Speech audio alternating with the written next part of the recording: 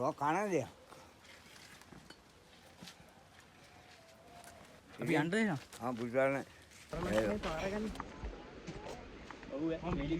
කිසිම දෙයක් ගෙනියන්නත් බෑ. ටොපි කොලයක්වත් උඩ පාරෙත් නැහැ. සංවේදී පරිසර පද්ධතියක් තියෙන බොහොම අගේට වටිනාකමක් තියෙන.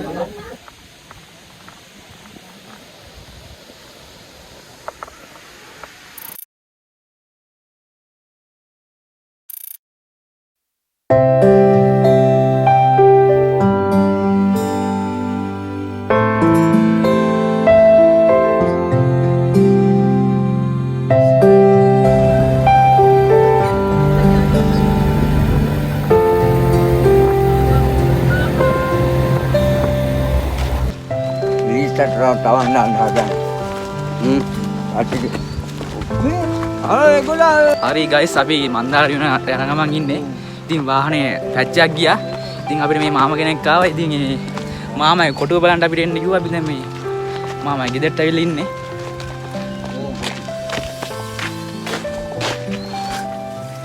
ඒ මොකද්ද? Nó cá nó gì?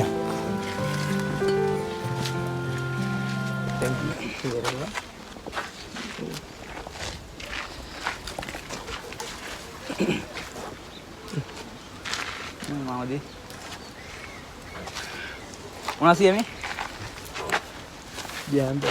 Con, kotor. Oh. Pagau ini putih. Dan tarik yang lalu bila galau. Ini sini udah din. Udah. Lewat mama kan? Nah, ane itu impala per itu impala malu. Nih itu gitu. Tapi anda ya? हाँ बुझाने. Ya.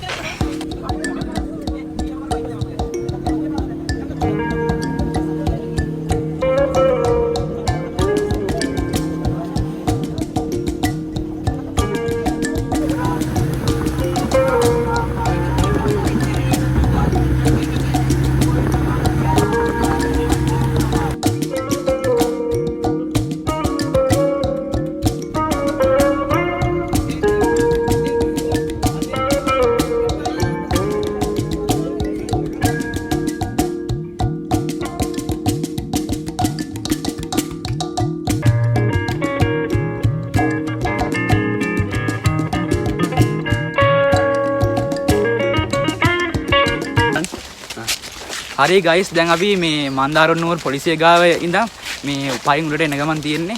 දැන් තව kilometre 1කමාරක් විතර තියෙනවා. ඉතින් ඔයාලා එහෙම එද්දි මේ ඉස්සරහා කොළපත නැල්ල කියලා බෝඩ් එකක් ගහලම තියෙනවා. ඉතින් අපි ඉස්සරහට යමු.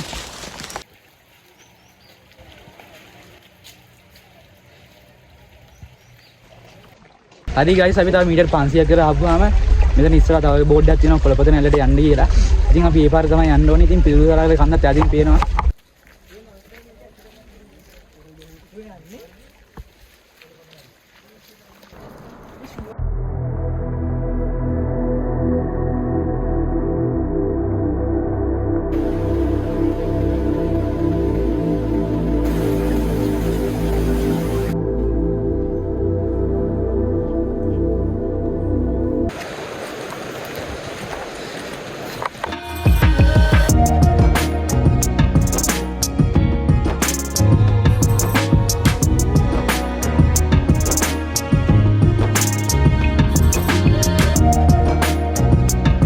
වටේටම කඳුනේ බන් තියෙන්නේ.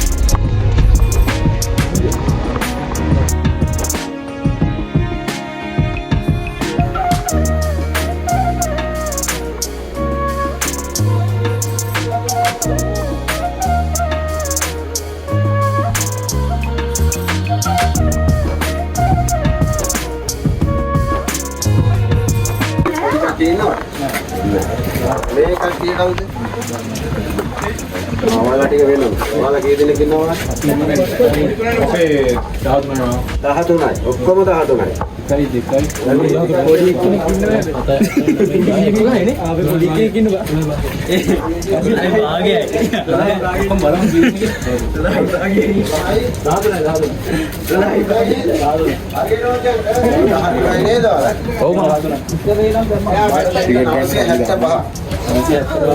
975 දෙන්නේ 13 නම් මේ පැත්තට එන්න.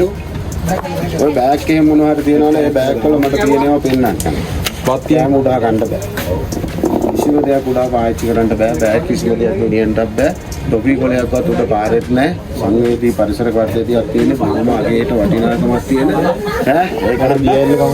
දියැලලා විතරක් බලලා මෙහෙ හරියට ඇවිල්ලා ඕනි දෙයක් කරන්න. මෙතන ඔය ළඟ ඉන්න පුළුවන්. අතන ඉන්න පුළුවන්. අවශ්‍ය දෙයක් තියෙන. මේ බෑග් එක විතරද තියෙන්නේ? රයිට්. කාලයන්. බරි කාලය යනවා නම් ඒක කමන්නේ. ඉතින් බලන්න කාලය. ටිකට් අරගෙන තියලා කාලයන්නේ.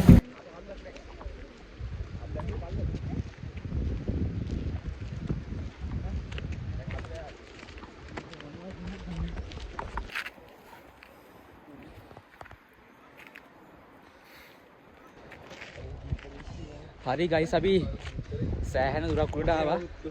ඉතින් තවත් යන්න දෙන උඩට. ඔයාලට පේනවා. රටක් එහෙම ගහලා නේ ඉතින් තියෙන්නේ.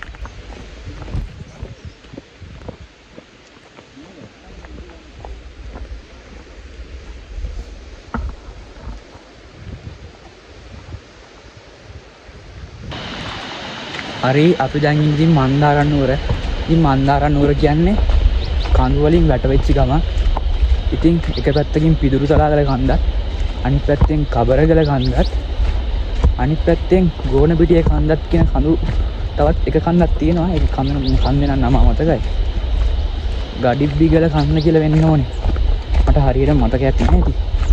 කොහොම හරි අපි දැන් මේ ඉන්නේ නුවරඑළියටත් වඩා උස ප්‍රදේශයේ. ඉතින් නුවරඑළියටත් වඩා අපි උඩින් ඉන්නේ. ඒ කියන්නේ නුවරඑළිය මීටර් 1000 ගණන් පිදුරුතලාගල ගන්න කොහොම හරි මුහුදු මට්ටමේ ඉඳලා මීටර් 2000 ගණක් තමයි තියෙන්නේ. ඉතින් මේ මුහුදු මට්ටමේ 2000 ගණක් වඩා කියන්නේ ඉතින් මේ කොහොමද නුවරඑළියට වඩා උඩින්නේ තියෙන්නේ. ඉතින් මාරම ලස්සන ප්‍රදේශයක්. ඉතින් අපි දැන් ආවේ කොළපතන ඇල්ලට. ඉතින් කොළපතන ඇල්ලේ ඉතිහාස කතාව කියලා කිව්වොත් කොළපතන ඇල්ල මේ මල්සර